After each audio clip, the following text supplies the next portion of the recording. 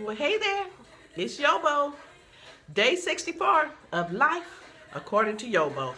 A life with no mess, no stress, no BS. Look, we've done finished this book already. We've done book 1, we've done book 2. I'm not writing book 3 because we're on a new series entitled How to Use What You Got to Get What You Want. So guess what I'm using? I'm using some of the books I already have. And one of them is entitled Give Life to the Vision. 10 simple steps to use what you have to get what you want. Right now we're in the introduction. I'm trying to hurry up and finish this introduction so I can get into the meat of this message. So let me pause. My Clark sisters here. You'll be able to get all my books on YoBo Productions. I'm proofreading this book, so just hold on. Promise you, I'm going to have it to you. Now let me tell you something. Talking about using what you got to get what you want. I got an email today. There's this big food fest coming up in Las Vegas. And guess who you think? Whose picture was right front and center? Auntie Fee. Y'all know Auntie Fee, the lady that does the videos, and she cussing every other word is a cuss word. Let me tell you something about Auntie Fee. Auntie Fee is an example of how to use what you got to get what you want. I wrote a cookbook. Let me show you my cookbook. I've got it right here. It's entitled The I Can't Cook Cookbook. 39 easy to prepare recipes you can't possibly ruin. Auntie Fee started her videos because her sons said, Mama, we need to know how to cook some of your recipes. So as she began to teach them, her son said, let me just grab a video camera and shoot this.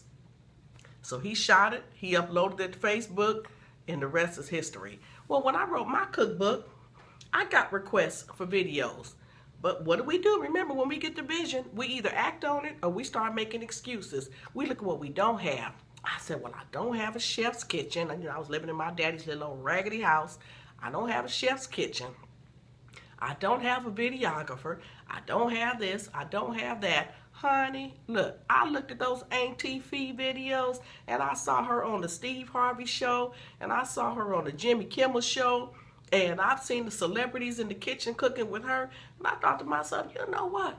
Dang, I could have done that. She ain't doing nothing I couldn't have done myself. That's why when you have the vision, you have to act on the vision. Because if you don't, let me tell you what I heard once. I heard that when God gives a vision, when he gives an idea, it just goes around like this. 7 seconds. It'll come here on me, 7 seconds. If I don't receive it in 7 seconds, it's going on to the next person. So once, what God say, my word, it shall not return void. Once he send his word out, somebody is going to get it and act on it, and it might as well be you. When it came to the cookbook, I had the thought. Somebody gave me the thought. So I didn't act on it. And it's no telling how many other places that thought traveled before it went right on over to South Central LA, landed on Auntie Fee, and there she is, just a cooking and just and cussing and on TV and getting ready to go to Vegas for the Soul Food Fest. And her food don't look. I bet you I can cook better than Auntie Fee. I've seen the way she cooked. Her sons like the food. People like her food. I'm not hating on Auntie Fee, but I tell you this much: she on her way to Vegas, and I'm not. So if I could cook better than her or not, guess who on the way to Vegas, and guess who's in Houston, Texas? Excuse me a minute. Got a little scratchy throat. This weather is crazy. Been 75 degrees one day, 45 degrees the next day, but you don't want to hear about this. You want to get back into this message. But I just had to share that with you about Auntie Fee. Okay, yesterday we left off. We were talking about the potter. No, not the potter I'm getting out to. We were talking about the sculptor. Here you are. God's working on you. He's trying to chisel you into the shape of the vision. But what do? Over and over and over again, we try to escape from the sculptor's hand. We just this big mass. Think about a sculptor in a big mass of rock. You've seen the Martin Luther King statue. That started out as a big mass of rock that somebody had to chisel into the shape of the vision. So God take this big mass of us, all of us, you know, the real us, not the Sunday morning us. Because, see, God don't have to chisel the Sunday morning me. The Sunday morning me is cool. I'm good for like an hour and a half on Sunday. But Monday morning, See, that's the one that needs some chiseling. The Tuesday, Wednesday, Thursday, Friday, Saturday morning me, God got to work on that one. So there he is. He trying to chisel off Sunday, Monday, Tuesday. He trying to get me to look like, he's chiseling off Monday, Tuesday, Wednesday, Thursday, Friday, Saturday. He trying to get me to look like the Sunday morning me. So what do? Over and over again, we escape the sculptor's hand in an effort to batter ourselves into the shape of our own goal. We want to do what we want to do. We want to do it our way. We don't want to do it God's way because God's way take too long. The vision that God gave me and the vision that God gave you, it is not some unattainable castle in the sky, Oswald Chambers says, but it's a vision of what God wants you and me to be right down here on planet Earth. What he showed you and what he showed me, it shall come to pass right down here. But we got to hold on. We got to let the sculptor do what he has to do. And you know what? We're too busy looking at our clock and looking at our calendar. And it seems like the sculptor is taking too long because we don't realize that it's part of the process. If you only understood the process, let me tell you about the process. Oswald Chambers says, allow the potter to put you on his wheel and whirl you around as he desires. Nowadays, we go to the pottery barn and we buy what we want.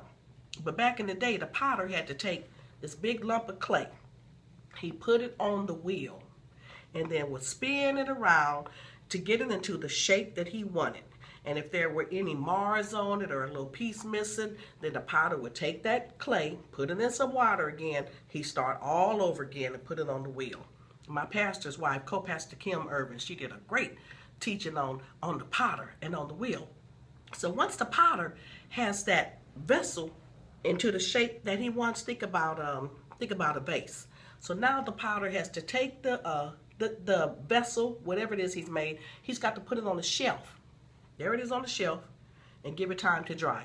Remember back when you were in the kindergarten or the first grade, and we would make little ashtrays for Father's Day gifts for the fathers, or we would make little jewelry boxes. We would take our little clay, and everybody would line them up right across the shelf, and we'd let them dry, and then we would come back and we would paint them later. See, that's the same process God does with us. He puts us on the wheel, then he put us on the shelf. See, some of y'all on the shelf right now, you impatient. You don't realize it's part of the process. Don't move. Then when he takes you off the shelf, you got to go in the oven. And in the oven, that whole process, you got to get set. So now when he bakes you, okay, you good and firm. Then he takes you out the oven. That's when he can paint you.